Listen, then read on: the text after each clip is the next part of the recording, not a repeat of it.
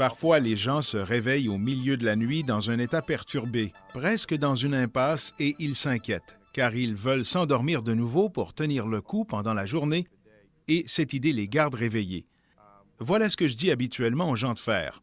Si vous ne vous endormez pas dans les, disons, 15 ou 20 minutes, il vaut mieux que vous sortiez de la chambre à coucher et que vous vous rendiez dans un endroit tranquille de la maison afin de vous occuper à quelque chose de relaxant, comme de la lecture.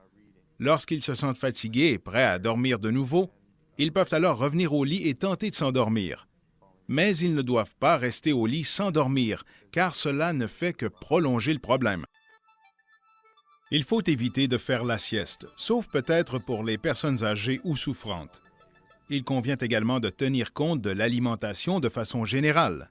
Pour dormir, par exemple, c'est probablement une mauvaise idée de manger un repas lourd avant d'aller au lit, mais il est avantageux de prendre une collation, en évitant les excès de café et de boissons gazeuses, mais également les autres sources de caféine, ce qui comprend les médicaments sans prescription.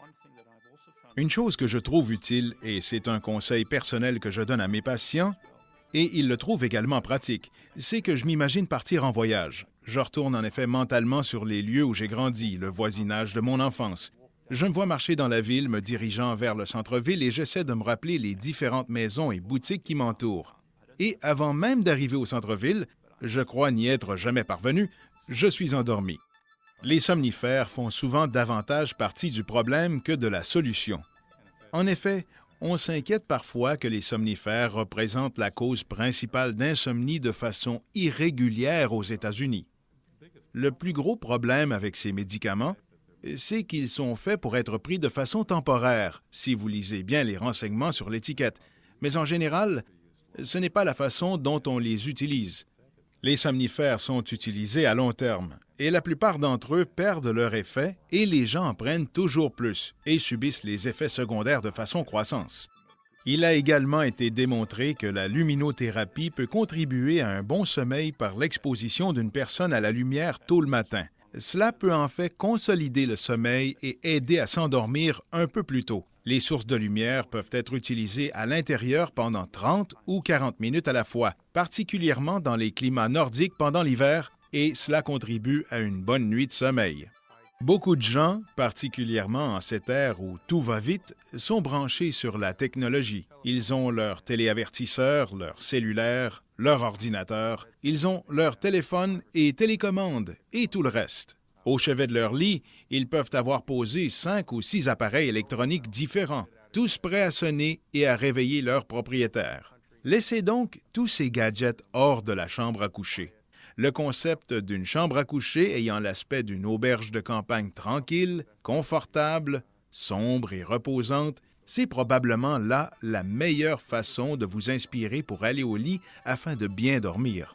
Aller au lit selon un horaire régulier vous aide à vous détendre et cela contribue à instaurer une sorte de routine ou de rituel au cours desquels vous réduisez progressivement vos activités pour les reprendre le lendemain matin.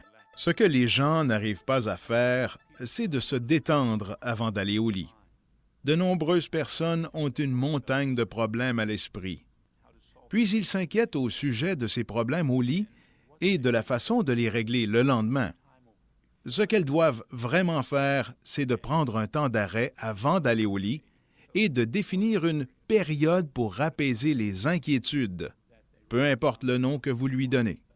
Il est bon pendant cette période de coucher sur papier les problèmes et les priorités du lendemain, puis d'inscrire la solution, c'est-à-dire la façon de procéder pour gérer la situation. Un oreiller fait la différence pour ce qui est de profiter d'une nuit de sommeil réparateur. L'oreiller s'inscrit parfaitement bien dans l'optique de créer un environnement confortable et agréable dans votre chambre à coucher.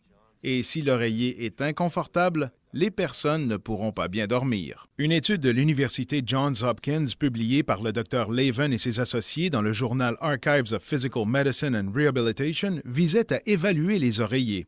Il est apparu clairement et de façon très significative que l'oreiller Mediflow permettait à ces personnes de bénéficier d'un bien meilleur sommeil. Les personnes ayant participé à cette étude ont affirmé avoir beaucoup mieux dormi et s'être senties plus fraîches au réveil.